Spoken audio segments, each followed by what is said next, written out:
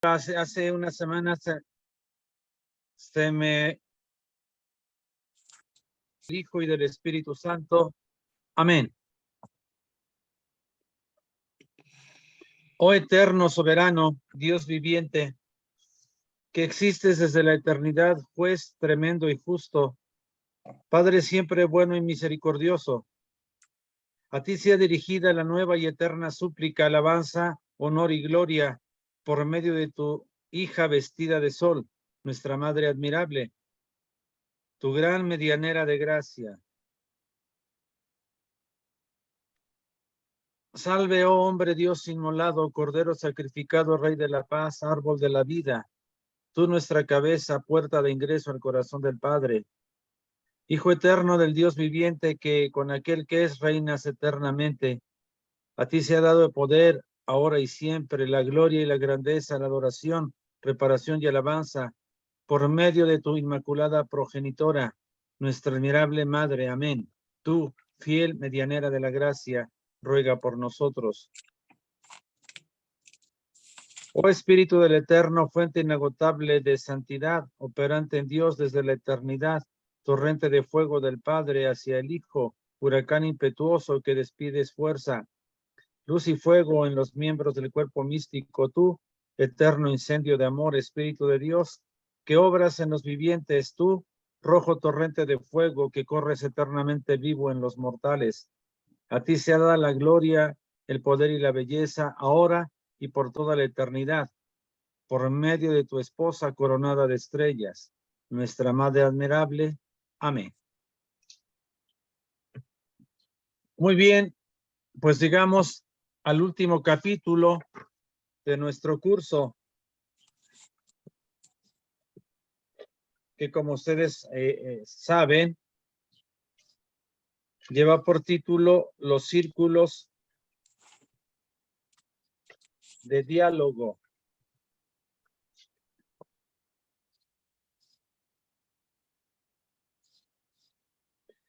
Jesucristo ha enviado a sus seguidores a todos los rincones de la tierra para llevarles la buena nueva de la salvación.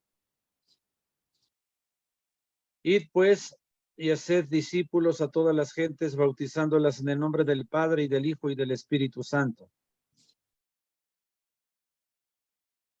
Por esto afirma el Papa Pablo VI, la Iglesia debe ir hacia el diálogo con el mundo en que le toca vivir.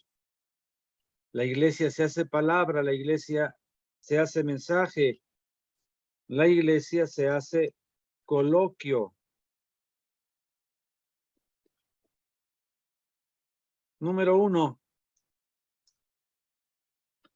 La labor ecuménica.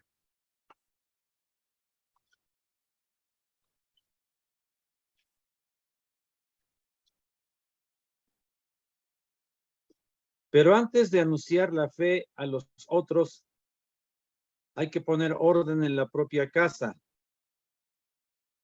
De eso trata la labor ecuménica. El término ecumenismo viene de la palabra griega oikos, casa, que los cristianos han empleado para designar a la iglesia. Hace referencia a los que pertenecen a la casa de Cristo y fomenta su unidad.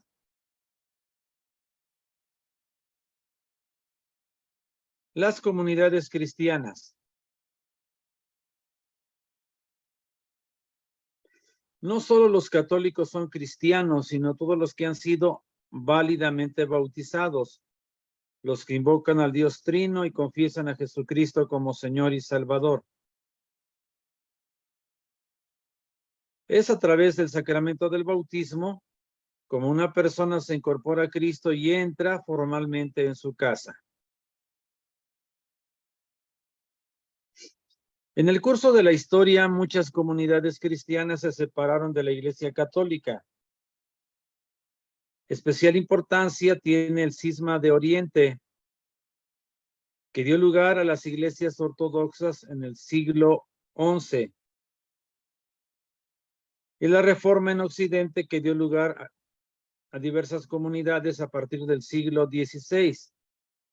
luteranos, reformados y anglicanos, con sus múltiples ramas y subdivisiones.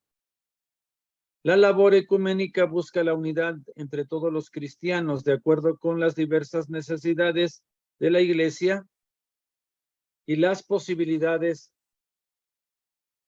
de los tiempos. El Vaticano II ha subrayado solemnemente que la única Iglesia de Cristo subsiste en la Iglesia Católica.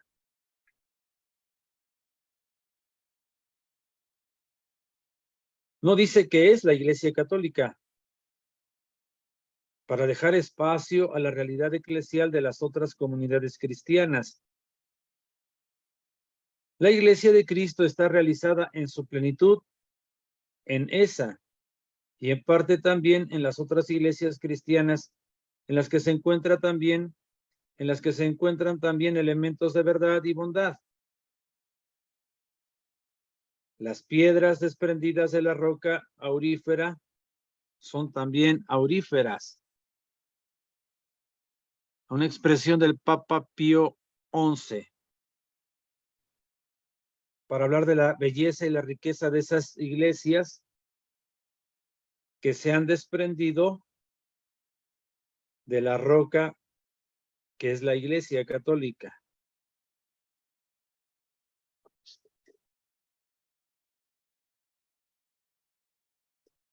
La preocupación por la unidad de los cristianos es algo esencial y necesario que pertenece al corazón de la Iglesia.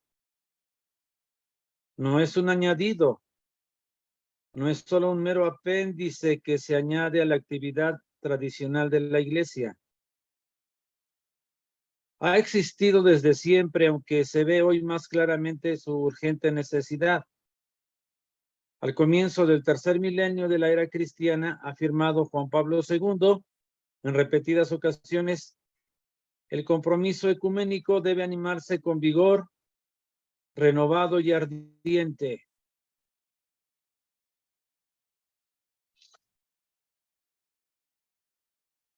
Entonces, si hablamos de círculos de diálogo, entendemos que la palabra ecumenismo viene de oikos, casa. Y por eso es muy importante, antes de anunciar la fe a los otros, hay que poner orden en la propia casa. ¿Recuerdan esa expresión tan dura de Jesús que habla a los escribas y fariseos y les dice que se afanan mucho por andar buscando discípulos y ya que los consiguen los hacen peores que ellos? Por eso es importante que nosotros, para hacer una labor ecuménica, para dialogar con otras comunidades cristianas que se han separado de la Iglesia Católica, debemos partir de poner orden en la propia casa, en nuestras comunidades, en nuestra parroquia, en nuestros ministerios, antes de pretender dialogar o atraer a otras personas a nuestras comunidades.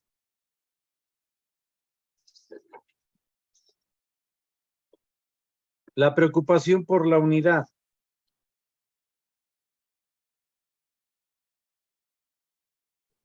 Se puede decir con razón que las formas de expresión del ecumenismo han cambiado notablemente en las últimas décadas.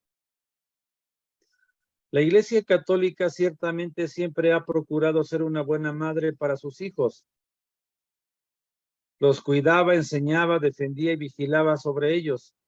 Los separaba de todo lo que podría dañarles.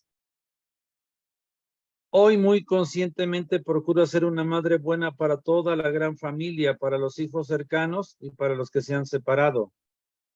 Busca su amistad, trata de comprenderlos. Es capaz incluso de admirar sus bienes y está dispuesta a renovar la propia casa. Esta es una referencia a un documento del Vaticano II que habla precisamente sobre el ecumenismo. La Unitatis Redintegratio, número 4. El Papa Juan XXIII afirmó al comienzo del Vaticano II: la Iglesia quiere mostrarse como una madre llena de amor, bondad y paciencia hacia sus hijos separados.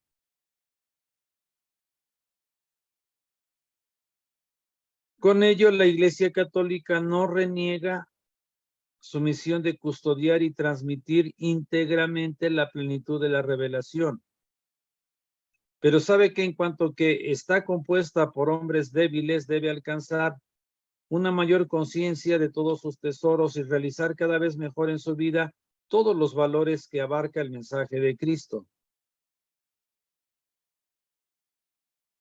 Puede ser que otras comunidades le recuerden algunas verdades que quizá no haya desarrollado suficientemente. Puede ser que otros la ayuden a renovarse, a llegar a ser cada vez más plenamente lo que es. En este sentido, no solo quiere orientar y ayudar a los demás, también quiere aprender de ellos. La unidad de los cristianos es fuente eficaz de evangelización.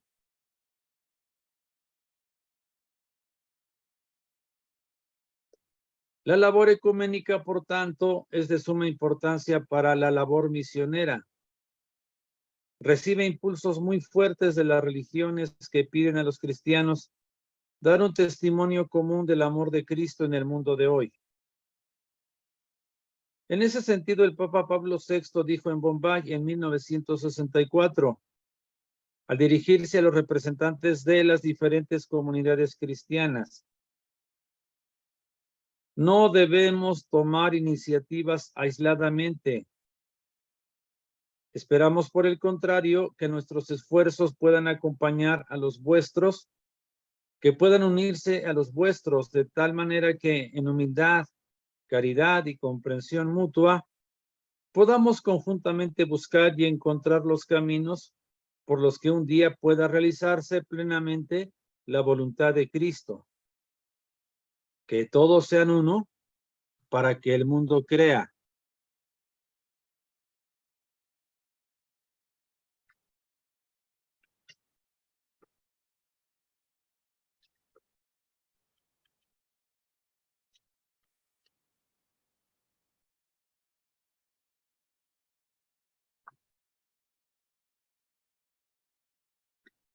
Entonces, en un primer círculo de diálogo,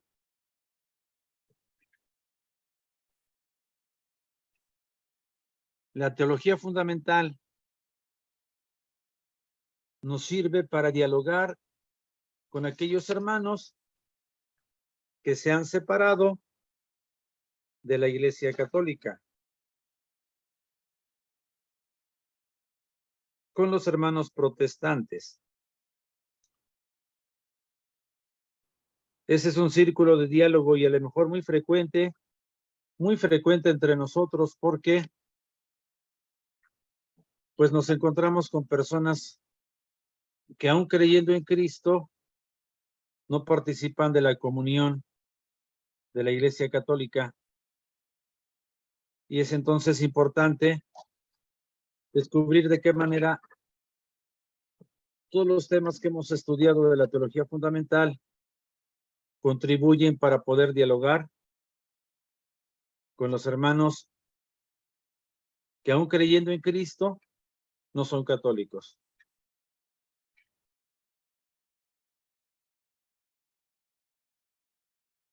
Segundo aspecto, segundo punto.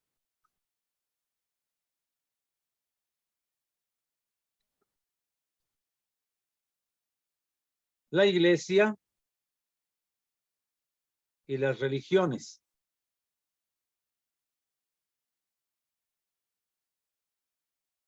Este es un círculo más amplio. Otro ámbito para el diálogo constituye la relación con los que no pertenecen a la casa de Cristo. Los que están fuera de la Iglesia, al menos visiblemente. Entre ellos merecen especial atención los seguidores de otras religiones, que se esfuerzan por responder de varias maneras a la inquietud del corazón humano, proponiendo caminos, es decir, doctrinas, normas de vida y ritos sagrados.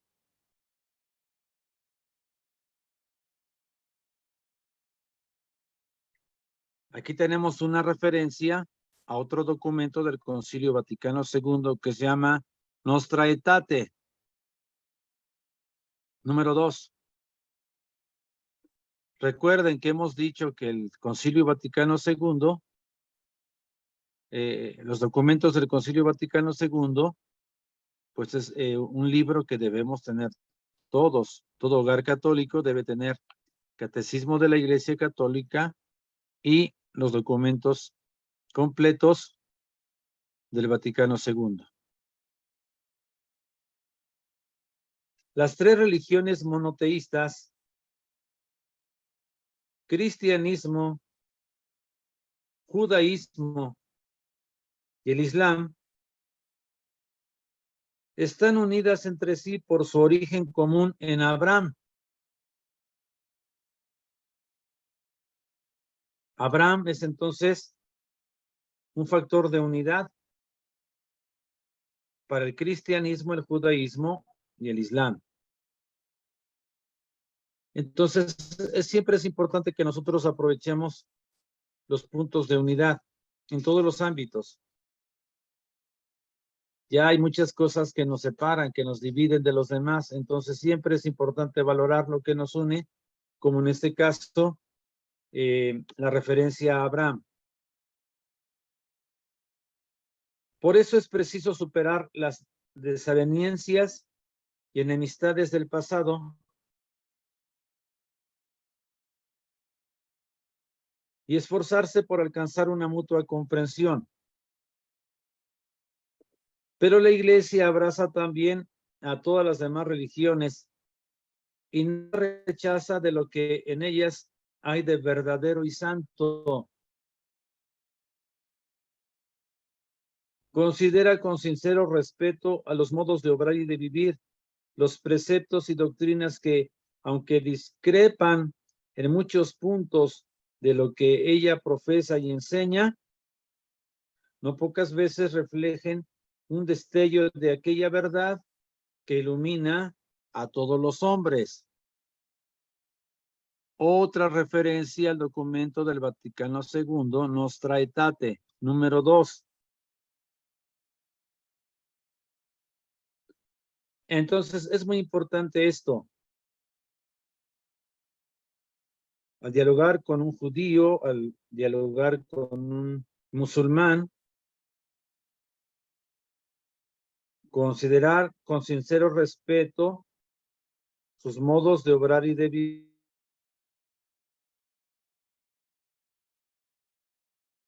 vivir, preceptos y doctrinas que, aunque discrepan en muchos puntos de lo que nosotros profesamos y enseñamos en la Iglesia Católica, no pocas veces reflejan un destello de aquella verdad que ilumina a todos los hombres.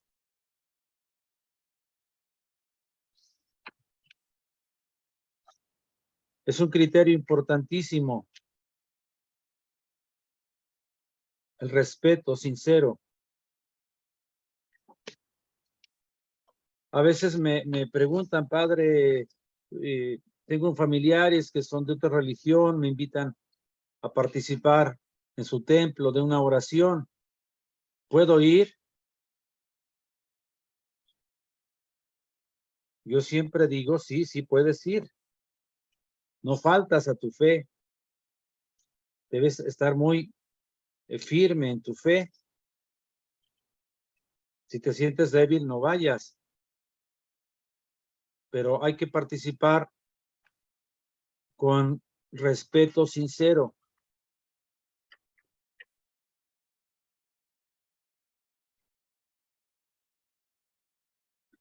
Ahora,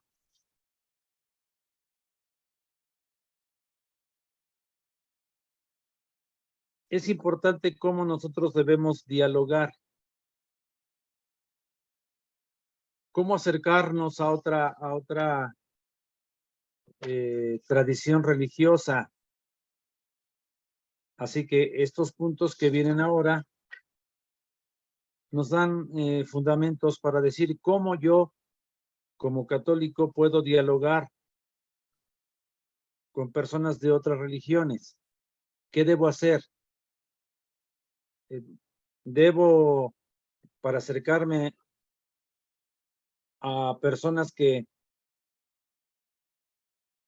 tienen otra experiencia de fe, debo renunciar a lo que es específico de mi fe para acercarme un poquito a ellos o no. Ese es el punto. Bueno, entre el rigorismo y el relativismo.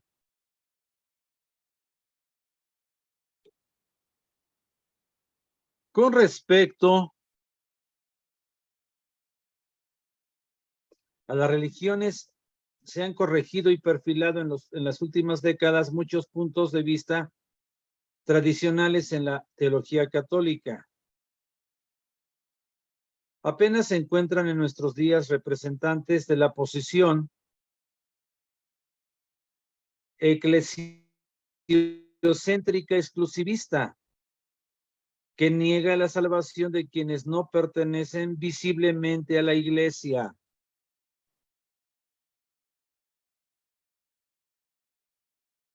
Vean, hay que tratar de comprender bien esto. Esta posición eclesiocéntrica exclusivista afirma que solo aquellos que pertenecen a la Iglesia Católica visible se pueden salvar. Pero, por eso dice arriba, apenas se encuentran en nuestros días representantes de esta posición.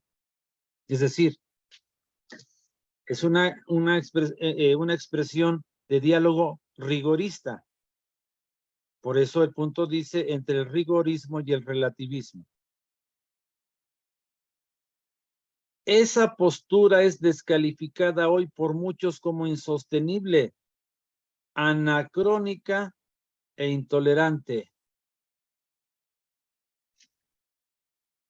Nosotros no podemos afirmar eso, que solo se salvan aquellos que visiblemente pertenecen a la Iglesia Católica. Esta postura es descalificada hoy. Han surgido, en cambio, otros sistemas teológicos que tratan la relación del cristianismo con las religiones, cayendo en el otro extremo. Por eso el punto se llama entre el rigorismo y el relativismo.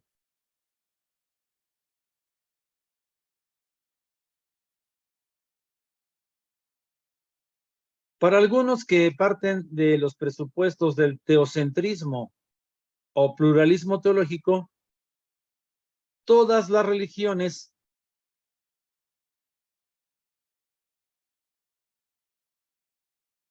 estarían situadas en el mismo plano. Todas tendrían el mismo valor veritativo. Y vean, es cuando escuchamos expresiones como, pues Dios es el mismo.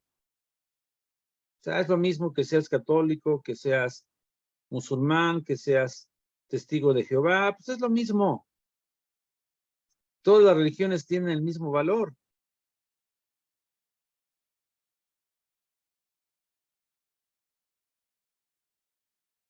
Y tal vez en estos últimos años se está difundiendo esta postura relativista. Jesucristo en esta posición, por tanto, no es considerado imprescindible para la salvación. A veces ni se le reconoce como el mediador que mejor la expresa. Se ve a Jesús simplemente como un profeta más entre los muchos que han aparecido en el transcurso de los tiempos.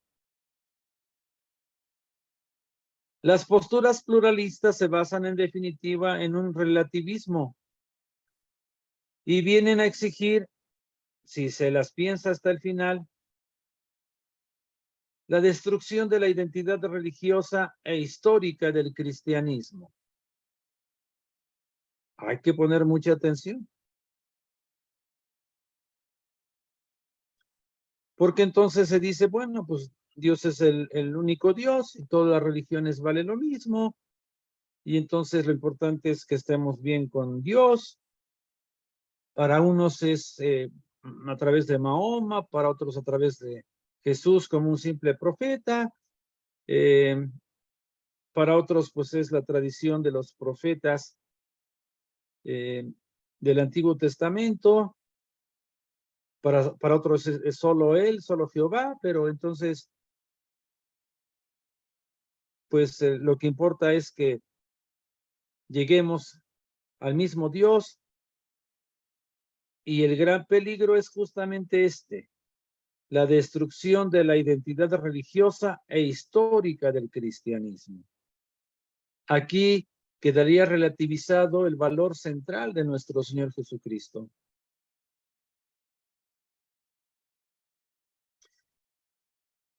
Muy bien. Pero con la idea de que todas las religiones sean iguales, no se puede ir adelante. Una adecuada teología de las religiones no puede pasar por alto el problema de la verdad. Afirmar que todas las religiones son verdaderas equivale a declarar que todas son falsas. Sacrificar la cuestión de la verdad es incompatible con la visión cristiana.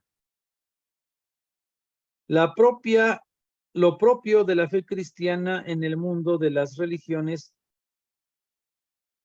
consiste justamente en que nos dice la verdad sobre Dios y el hombre, y que es la religión verdadera. Hay una única verdad y una única iglesia, que es la iglesia de Jesucristo.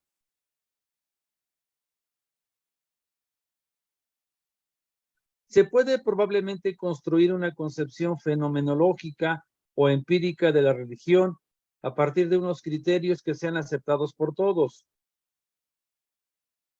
Pero al elaborar una teología cristiana de las religiones, no se puede pedir a los teólogos renunciar a los aspectos fundamentales de su fe. Si la teología, recuerden esta definición de teología de San Anselmo, si la teología es fides, coherens, intellectum, la fe que pregunta y busca para entender, no se ve cómo se puede llevar adelante una reflexión teológica adecuada prescindiendo de las propias fuentes. Nosotros como católicos, entonces no podemos renunciar a las fuentes de nuestro conocimiento de Dios, porque Dios, recuerden, ya lo vimos, Dios se ha automanifestado en Cristo y creemos que es verdaderamente Dios que se manifiesta a través de Cristo nuestro Señor. Y no podemos, para dialogar con otras religiones, renunciar a lo que es específico de nuestra fe. Según el mensaje del Nuevo Testamento, ni una limitación de la voluntad salvífica de Dios a los bautizados, ni la admisión de mediaciones paralelas a la de Jesús, parece la postura adecuada de un cristiano con respecto a las religiones. Según el mensaje del Nuevo Testamento, ni una limitación de la voluntad salvífica de Dios a los bautizados, ni la admisión de mediaciones paralelas a la de Jesús, parece la postura adecuada de un cristiano con respecto a las religiones. La teología opta por una tercera vía. Entonces, es muy importante que nos quede claro. La primera vía se llama eclesiocéntrica exclusivista, que dice, para que una persona se salve, debe pertenecer visiblemente a la Iglesia Católica. Es una postura rigorista. La otra es la relativista, la del teocentrismo o pluralismo teológico. Todas las religiones están situadas en el mismo plano. Así que da lo mismo ser testigo de Jehová que musulmán, porque al final están en el mismo plano. Y ahora esta tercera vía, este tercer camino, es el que nosotros debemos llevar. Es decir, dialogar, pero sin renunciar a lo específico, que es Cristo nuestro Señor, en quien conocemos al Padre. La teología opta por una tercera vía entre el rigorismo y el relativismo. Es el llamado cristocentrismo inclusivista.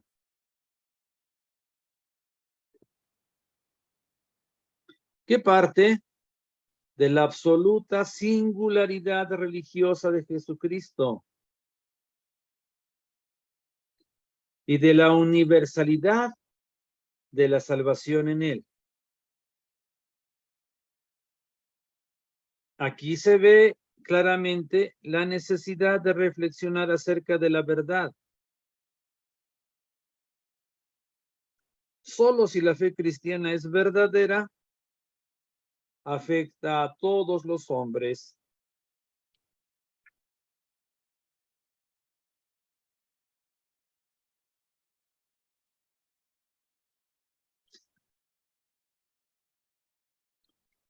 Ahora, miren, aquí en las citas, en el número 25, leemos en la nota,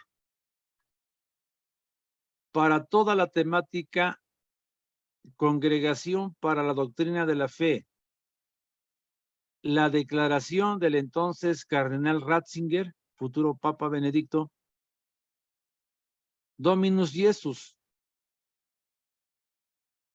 que trató precisamente este aspecto que vamos a ver a continuación, la unicidad y la universalidad salvífica de Jesucristo y de la Iglesia. Recuerden que es un documento que la Sagrada Congregación para la Doctrina de la Fe sacó cuando comenzó el tercer milenio, justamente para centrar nuestra fe. Y esos dos aspectos son centrales. La unicidad de Cristo. ¿Qué quiere decir? Solo en Él tenemos salvación. No existe otro nombre por el cual los hombres podamos ser salvados. Eso es la unicidad. Y la universalidad es aquello que dice San Pablo: Dios quiere que todos los hombres se salven y lleguen al conocimiento de la verdad. Así que Cristo es único y universal. Primero, unicidad. Solo en Él tenemos salvación. Y universalidad. Todo cuanto existe está referido a Cristo. Y la salvación de Cristo alcanza a todos los seres humanos. Para eso les recuerdo lo visto en Gaudium et Spes número 22. Cristo dice al hombre lo que el hombre es. Solo en Cristo se ilumina el misterio del hombre.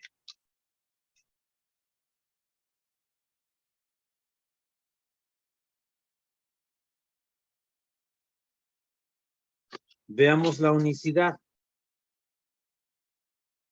Jesucristo, el único Salvador. En internet pueden descargar el documento del cardenal Ratzinger. Ahí está el nombre, en latín. Dominus Jesus, en la nota 25. Dominus Jesus.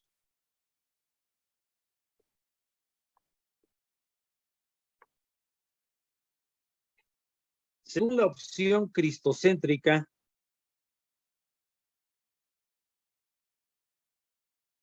todos los hombres están ordenados a Dios. Todos han sido creados a imagen suya y están llamados a unirse con Él para toda la eternidad. Tenemos ahí la cita Gaudium et Spes 22 y 41. Y la Redemptoris Missio, número 6.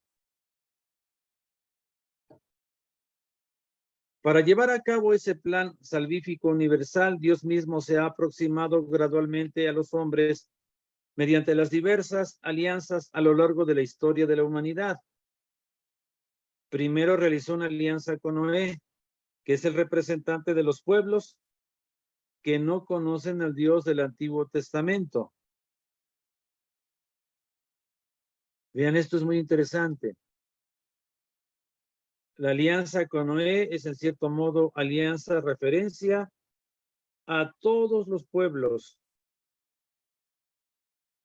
Luego se relacionó más estrechamente con Abraham y con Moisés, de los cuales parten las tres grandes religiones monoteístas, judaísmo, islam y cristianismo.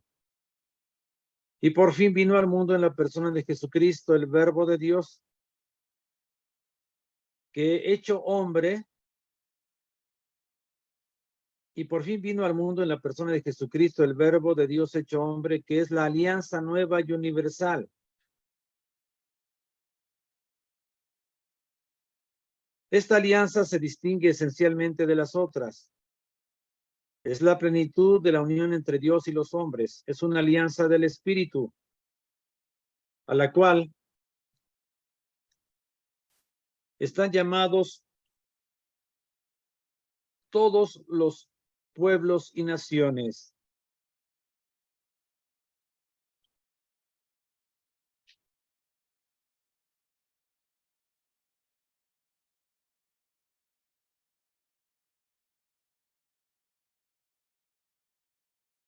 El Espíritu puede actuar ciertamente en todas las religiones. ¿Recuerdan esa frase tan importante que el Espíritu sopla donde quiere?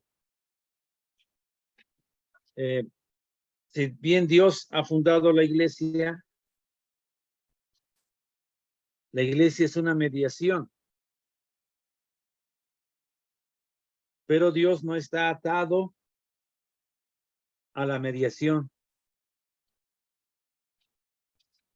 que Él mismo ha creado, ha formado.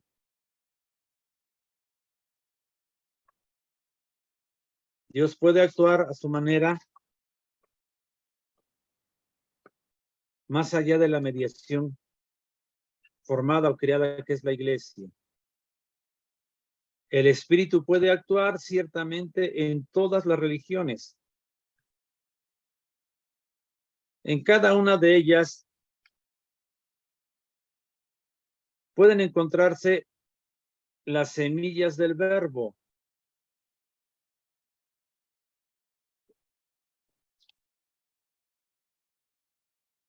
Huellas de verdad y bondad.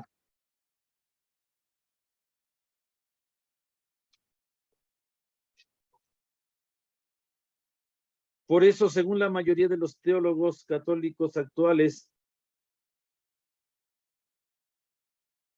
las religiones pueden ser mediaciones de salvación para sus seguidores.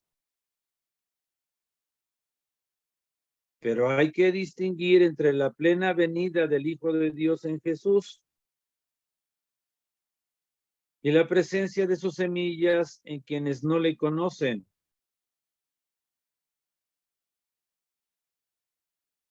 Esta presencia, siendo real,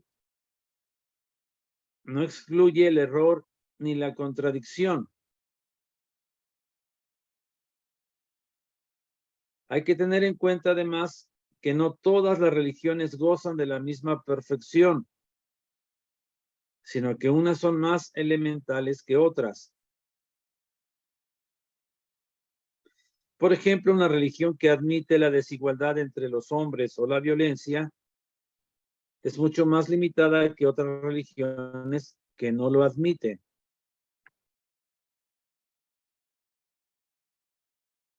Las religiones no poseen autonomía salvífica, no salvan a los hombres por su propia fuerza. En cuanto que los acercan a la salvación, no pueden considerarse separadas de Jesucristo porque el Espíritu que en ellas actúa es el Espíritu de Cristo. Esto es muy importante comprenderlo,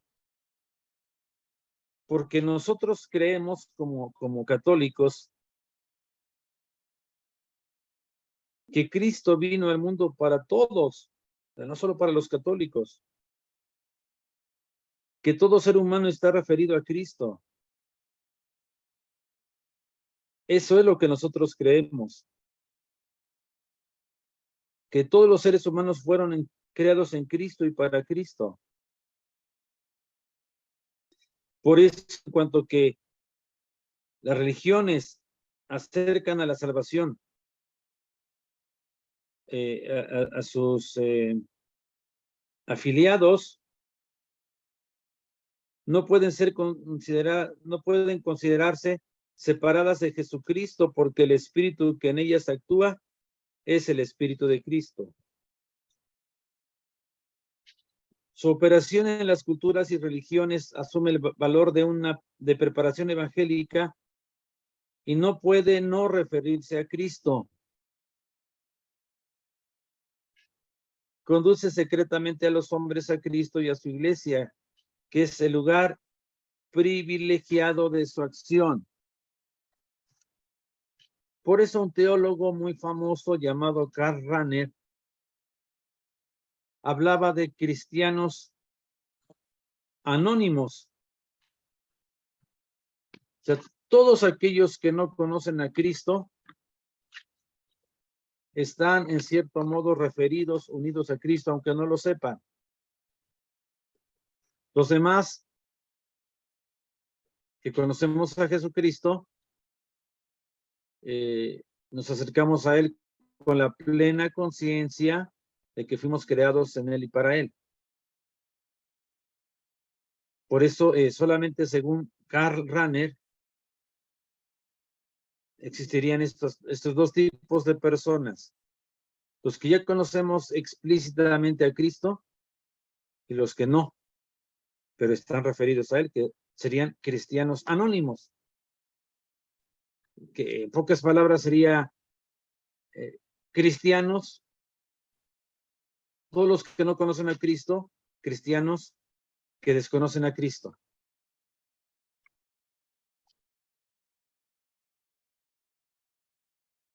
Su operación en las culturas y religiones asume un valor de preparación evangélica y no puede no referirse a Cristo.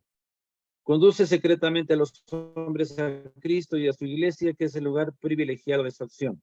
Por tanto, cuando los no cristianos son salvados, se unen a Jesucristo y también de un modo inconsciente al misterio de su cuerpo, que es la iglesia.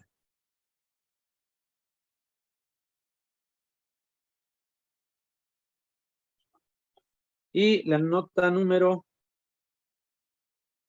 38, un texto del Papa Juan Pablo II. Si el mundo no es católico desde el punto de vista confesional, ciertamente está penetrado muy profundamente por el Evangelio. Se puede incluso decir que, en cierto modo, está presente en él de modo invisible el misterio de la iglesia, cuerpo de Cristo.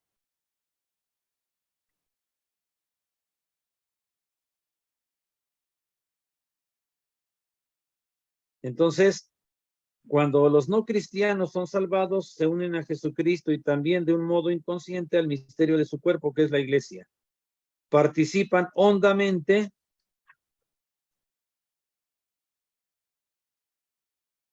en el misterio eclesial del modo que solo Dios conoce.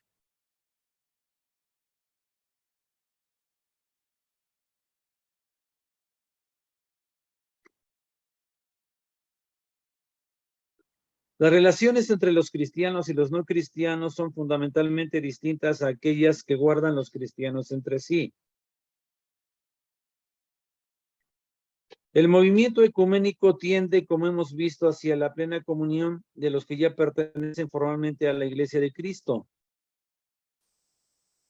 Que poner orden en la propia casa, renovarla y limpiarla para que se pueda percibir más claramente su belleza. El movimiento hacia las otras religiones, sin embargo, no puede pretender la unión. No se puede pedir a una persona que construya una casa nueva si está convencida de que en la suya se encuentran todas las riquezas que necesita. Sería un daño no solo para los habitantes de aquella casa, sino también para todos los que suelen beneficiarse, quizás sin saberlo, de los tesoros que esa casa alberga. Por esto se debe anunciar a Cristo a los no cristianos e invitarles a su casa. Al mismo tiempo, hace falta un profundo respeto hacia las creencias de cada persona. En esta línea, se ha establecido en las últimas décadas una relación de apertura y diálogo con representantes de otras religiones. Se ha creado una atmósfera nueva, más penetrada por el espíritu y más adecuada a la dignidad de los hombres. Con respecto a las otras religiones, un cristiano busca diversas formas de integración de valores, aprendiendo a unos de otros, y radicalmente la conversión a Cristo. En palabras de Pablo VI, las otras religiones son como brazos levantados al cielo, brazos que expresan las ansias de Dios en el mundo de hoy. Y nosotros queremos rezar: Señor, acoge estos brazos.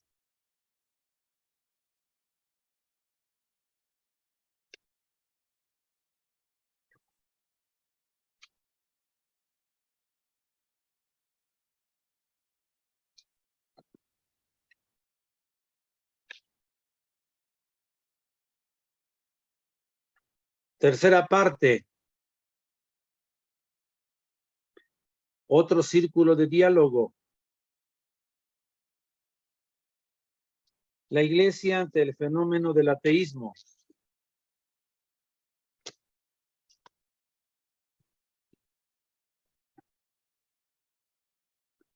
Son muchas las personas hoy en día que no perciben una unión íntima y vital con Dios o la rechazan explícitamente, hasta tal punto que el ateísmo debe ser considerado entre los problemas más graves de esta época. Ciertamente siempre han existido hombres que han dado la impresión de no tener en cuenta a Dios. Actuaban como si no existiera un ser absoluto o nada tuviera que ver con ellos. Pero hay que reconocer como característica de nuestros tiempos una justificación radical y generalizada de esa actitud. Número 1. El ateísmo teórico y práctico.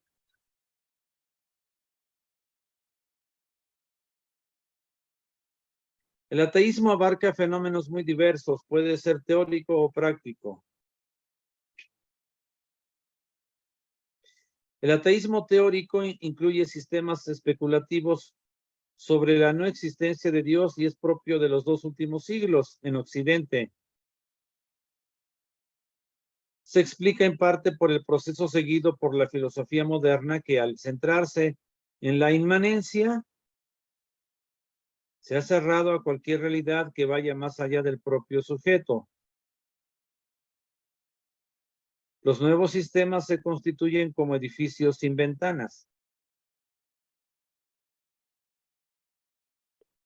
Dios no es percibido como una realidad trascendente,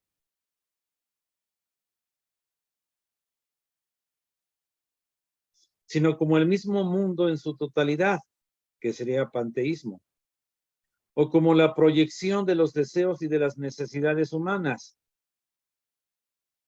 según Feuerbach, o como el opio del pueblo, según Marx,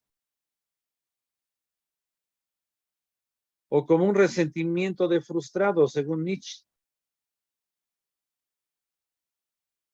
o la ilusión de una conciencia infantil que se niega a madurar como adulta, según Freud.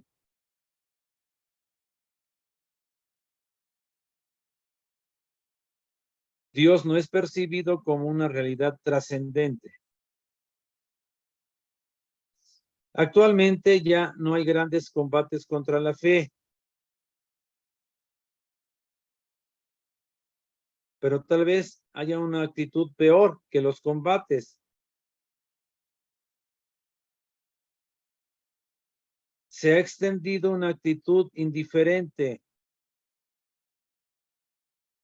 una huida ante la cuestión última de la existencia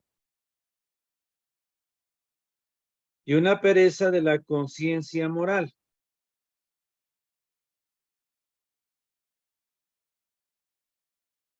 Es el aferrarse solo a lo que tenemos en este momento, vivir el presente. No pensar, no preocuparnos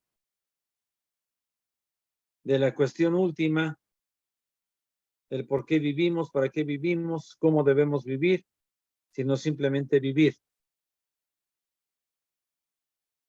Me gusta mucho una frase de Octavio Paz que dice: entre vivirla e interpretarla se nos va la vida. Necesitamos vivir, pero también interpretar nuestra existencia. Pero actualmente hay una pereza, una desidia, una apatía por lo segundo, por interpretar la existencia. Hay una indiferencia a la búsqueda del sentido de la vida y más bien últimamente hay una actitud de simplemente vivir, de arrojarse a la vida sin preguntarse muchas cosas, sin cuestionarse nada.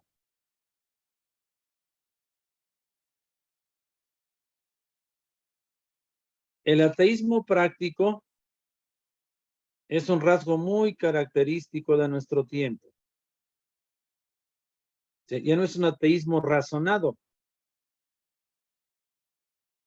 que intelectualmente enfrente la fe o rechace la fe. Es un comportamiento o un actuar que responde a la convicción atea y excluye toda referencia a la religión. El problema de Dios sencillamente no interesa. No se trata de un rechazo reflejo, no se trata de un rechazo reflexionado, sino de una cierta insensibilidad hacia la cuestión religiosa.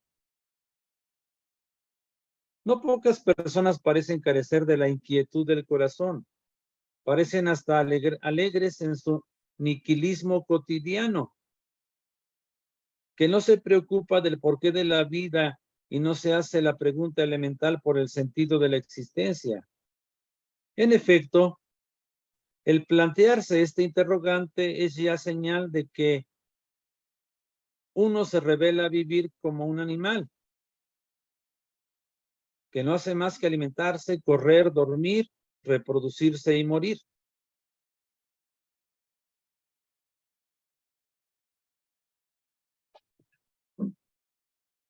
Pero cuando falta la relación con Dios, en el fondo nada tiene sentido, todo es absurdo y carece de importancia. También el hecho de buscar una respuesta. En un mundo ateo, la angustia constituye la experiencia filosófica fundamental, según Jean-Paul Sartre. Y el suicidio, el único problema verdadero, según Camus. Sin Dios, la dignidad humana sufre lesiones gravísimas, advierte el Concilio Vaticano II. La criatura sin el Creador se esfuma, pero el olvido de Dios, la propia criatura, queda oscurecida. Por el olvido de Dios, la propia criatura queda oscurecida. Cuando el hombre se separa de Dios, se vuelve contra su propia naturaleza.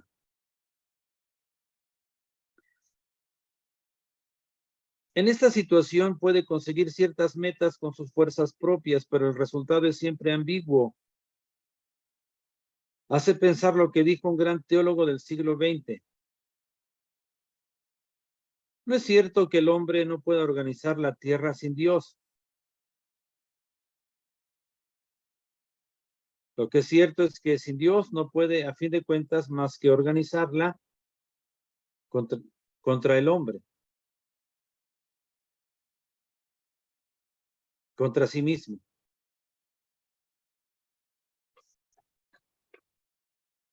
Pues aquí tenemos otra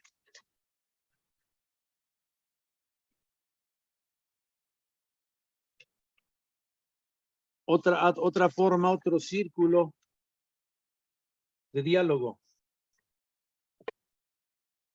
Especialmente, ya no tanto de razonamientos como anteriormente, sino de dialogar con los ateos prácticos, que no se preguntan mucho por el sentido de la existencia, pero que en lo práctico excluyen su referencia a Dios. Muy bien, pues hasta aquí llegamos. En la última sesión veremos la segunda parte de estos círculos de diálogo, que ven que me parece que sean muy interesantes, porque en cierto modo para eso nos estamos preparando. ¿Cómo voy a calificar su curso? No sé si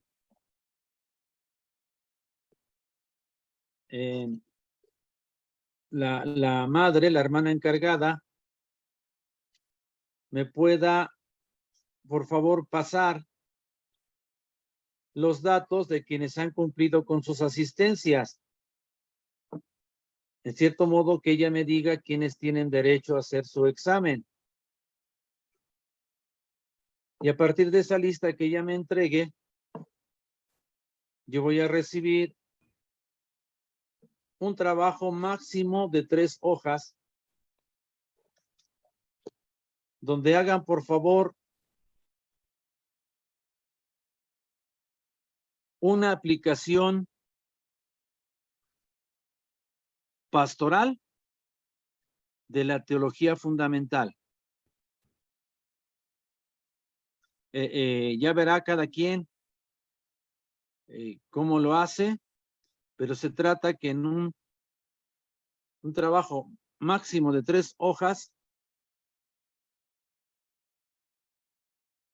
pueda manifestar esto. Aplicar a la pastoral los principios de la teología fundamental. Muy bien, llegó el momento feo, pero que también se puede convertir en hermoso al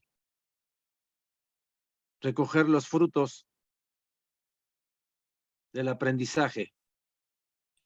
Padre, Sí. Disculpe, sí, yo le puedo pasar los hermanitos que han asistido. ¿Le parece bien si le saco foto a las asistencias y se las manda usted? Y ya usted dice, no, por los que tienen 5 asistencias, pues a lo mejor sí o a lo mejor no. Ya usted decide. ¿Le Pues es que parece? sí, porque si hay quienes no, si no han participado ni la mitad de las sesiones, pues no sé, se me hace demasiado holgado eso, ¿no? Eso sí, padre. Yo creo que por lo menos deben tener un 80% de participación. Eso sí. Sí, padre, yo me apuro y ya le mando las imágenes. Ya tiene usted la lista, ¿verdad? Yo tengo la lista, pero yo quiero que usted me mande, o hable con el padre Jorge o con el padre León, porque son esos criterios, no sé si o sea, no debe ponerlos cada profesor, deben ser criterios comunes, establecidos. Hable con el padre Jorge para que él nos diga a los profesores cuál es el mínimo de asistencia. Yo diría que un 80%, o sea, Sí, así está, padre. El 80% deben de cubrir los alumnos. entonces vamos a cubrir con eso. Yo he visto que a veces le refieren que no van a estar, pero que van a tomar, van a repasar, etcétera, van a buscar el tema. Bueno, ya esos criterios, ya que el padre Jorge se los diga, pero Bueno, yo quiero que me diga, que me pase usted la lista, que diga, estas personas van a hacer su trabajo y se lo van a entregar, por favor. sí, padre. Y ya, de cualquier otra persona, pues ya que hable con usted para decir, bueno, tal vez yo no estuve en esta sesión, pero tengo este reporte, tengo esta participación de determinada forma, ¿sí? Sí, padre, está bien. Bueno, ¿hay algo más que decir? Sí, padre. Yo quiero preguntar algo. Sí. Mire, sobre lo que nos dijo de las religiones, que todas te llevan a acercarte a la salvación, pero aún en esas 3 que usted nos marca, también han tenido más divisiones cada una. Y en esas mismas se marca, ahorita nos dijo al final que la religión nos debe llevar a conservar la dignidad del hombre, pero no todas las religiones son respetuosas de esa dignidad. ¿Allí qué pasa? Lo que pasa es que nosotros debemos respetar, respetar a cualquier tipo de tradición religiosa, ¿sí? Respetar aunque no compartamos, porque lo propio, recuerda que nosotros partimos de Cristo para dialogar. Entonces, nosotros no podemos renunciar a la persona de Cristo y a las enseñanzas de nuestro Señor para dialogar. O sea, por ejemplo, si una religión no respeta la dignidad humana, yo respeto a esa religión y a sus representantes, pero tengo que decir con claridad que no comparto desde Cristo muchas de sus cosas. Y ahora, es un tema delicado. Yo sí les pido que lo repasen con calma, porque hay que entenderlo bien. O sea, primero vimos una postura que es eclesiocéntrica, exclusivista, que no la compartimos ya. Nosotros no podemos afirmar que para que una persona se salve necesita visiblemente pertenecer a la iglesia. Eso ya no lo podemos afirmar. Pero tampoco podemos irnos al otro extremo de decir que todas las religiones son iguales y que da lo mismo ser católico que no serlo. Ese es el movimiento pendular al otro extremo que nosotros no podemos aceptar. Tenemos que valorar la centralidad de Cristo en nuestra fe, y sí podemos afirmar que se pueden salvar en otras religiones, siguiendo sus tradiciones, tratando de ser personas que buscan la bondad y la verdad, sí pueden salvarse. Nosotros no afirmamos que ellos no pueden salvarse, pero afirmamos que esa salvación que pueden obtener personas de otra religión está referida a Cristo. Porque nosotros afirmamos que Cristo da sentido a la vida de todos los seres humanos.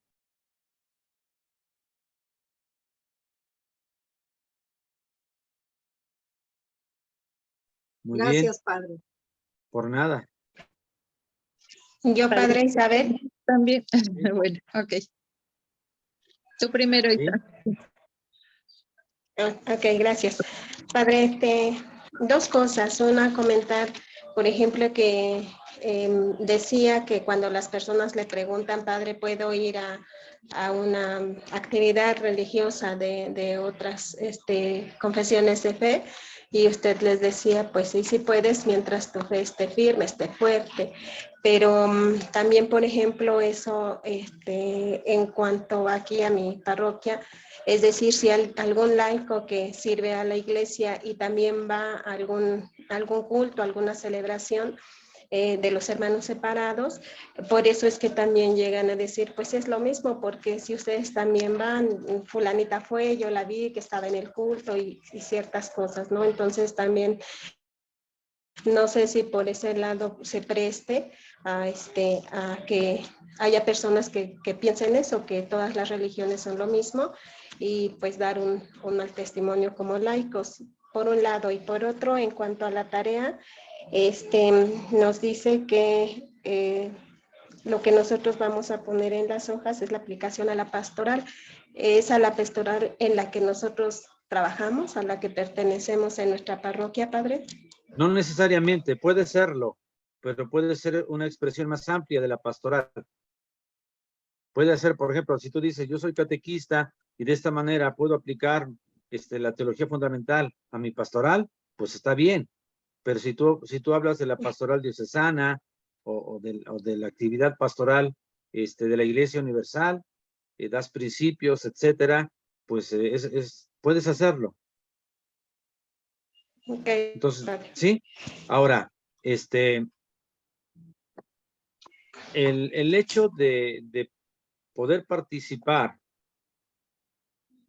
en una celebración de hermanos separados por un motivo familiar, yo no le veo problema. E incluso si hay que explicarle a una persona que puede escandalizarse, pues se le explica porque que es una participación familiar y que puedes asistir con respeto. Desgraciadamente nosotros tenemos todavía mucho que trabajar. Estamos en pañales en esta tarea ecuménica, pero no tendríamos por qué tener ninguna dificultad, ni debería ser un antitestimonio participar, llevar amistad con personas de otra religión. De hecho, deberíamos de llegar a esa madurez de decir, bueno, no comparto al 100% mi fe contigo, pero sí comparto mi referencia a Cristo y eres mi hermano. Sí. Ahora, Sí, sí. simplemente hay que poner el ejemplo para esos hermanos que pueden escandalizarse de lo que especialmente ha hecho el Papa Francisco y así el Papa Juan Pablo II, de tener reuniones de oración con personas de otras religiones. A esas personas que puedan ser débiles para entender esto, habría que mostrarles este valor ecuménico y cómo los papas han hecho ese gran esfuerzo ecuménico por orar con personas de otras religiones. Porque tendríamos que llegar a eso, a participar con respeto en un momento que es hermoso para hermanos nuestros, de referencia especialmente a Dios a través de la mediación de Cristo nuestro Señor. Ok, padre. Gracias. ¿Puedo tomar la palabra, padre? Sí. Una pregunta. ¿Nuestra religión también tiene divisiones o tiene otras, ¿cómo se podría decir?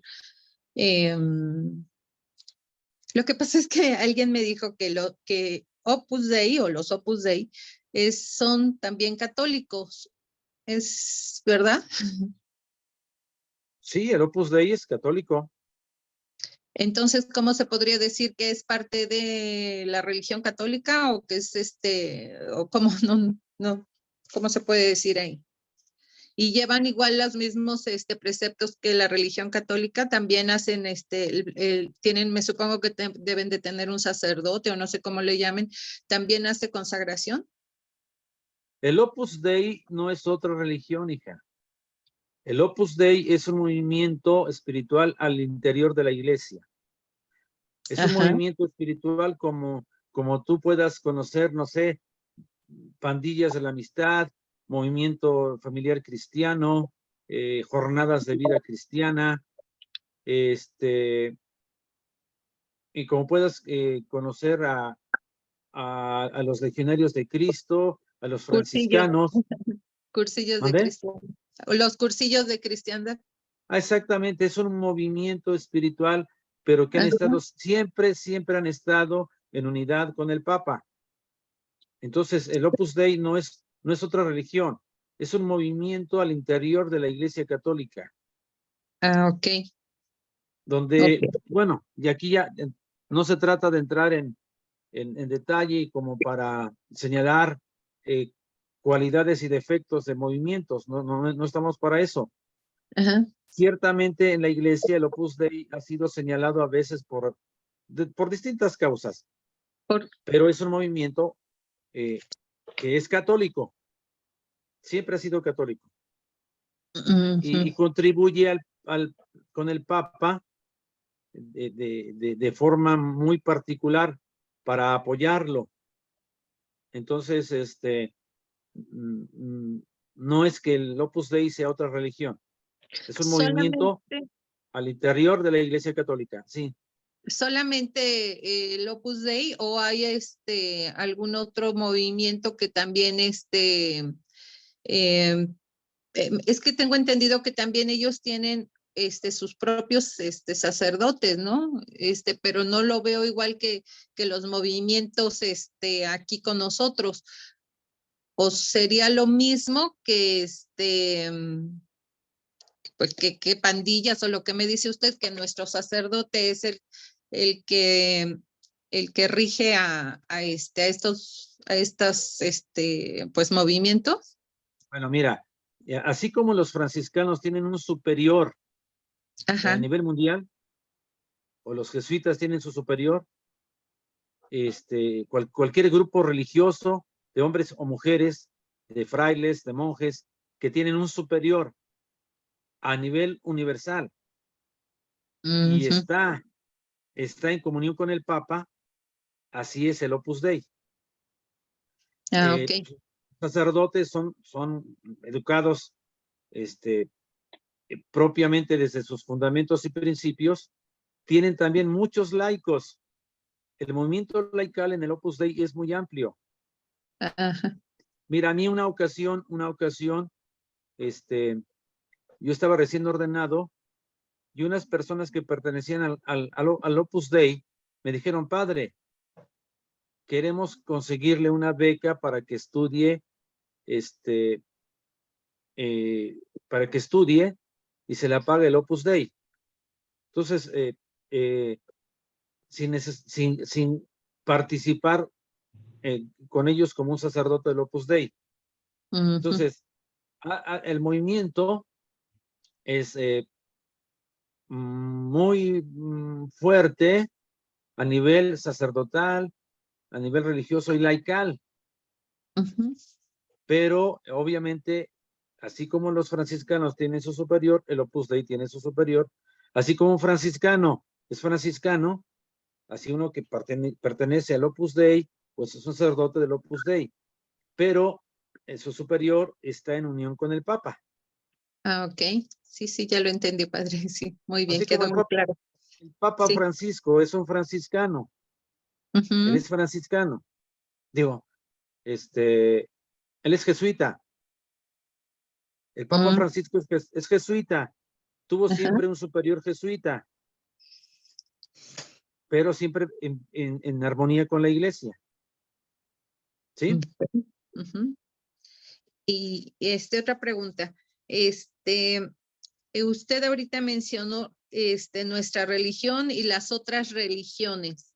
Yo había escuchado que la única religión católica apostólica cristiana es la nuestra y que las demás eran sectas. ¿Se les llama igual religiones? A las 3 de las cuales hablamos que tienen vinculación con Abraham, se habla de ellas como religiones. Ajá. Sí, o sea, el judaísmo, el cristianismo y el islam, las que tienen vinculación con Abraham, son las 3 grandes religiones. Ok. Sí, padre, gracias. Ahora, hay que tener cuidado de hablar de sectas, porque a veces puede parecer eso agresivo, puede parecer ofensivo. Ajá, sí. Si estrictamente hablando solamente podemos hablar de 3 religiones, pues en el sentido amplio hablamos también, por ejemplo, de algún hermano separado, podemos hablar también de qué es su religión, en sentido amplio, pero sí hay que tener cuidado de no hablar, porque la palabra secta o sectario puede parecer a veces ofensivo, o sea, que falte al respeto. O sea, si hablamos realmente de los ortodoxos que se separaron en el siglo XI, pues no podemos hablar de ellos, de los ortodoxos como secta. Tal vez hablamos más bien de sectas como los testigos de Jehová, en fin, todos aquellos que con la reforma se separaron. Creo que si estamos hablando de ecumenismo, el hecho es decir que pues pertenecen a la casa porque creen en Cristo. Y si bien podríamos legítimamente decir que son sectas, en la práctica, en el diálogo, hay que tener mucho cuidado de no ser ofensivos. Ok. Sí, padre, gracias. Muy bien, pues vamos a hacer nuestra oración, ya son las 12:30 y nos vemos el próximo lunes para concluir nuestro curso. Tú que has dado la santidad a los santos y la sabiduría a los simples de corazón, y has descendido sobre los apóstoles, dándoles la fuerza de dar testimonio, acoge y santifica esta oración que te ofrecemos, y danos la gracia de caminar sin temor y sin equivocación, según tus dones vivificantes. Ven pronto, nosotros llevaremos tu nombre y anunciaremos tu salvación. El mundo, por medio de ti, vivirá y glorificará a la Trinidad Santa y consustancial, ahora y siempre. Amén. Gloria al Padre, al Hijo y al Espíritu Santo, como era en el principio, ahora y siempre, por los siglos de los siglos. Amén. Hermosa tarde, cuídense mucho.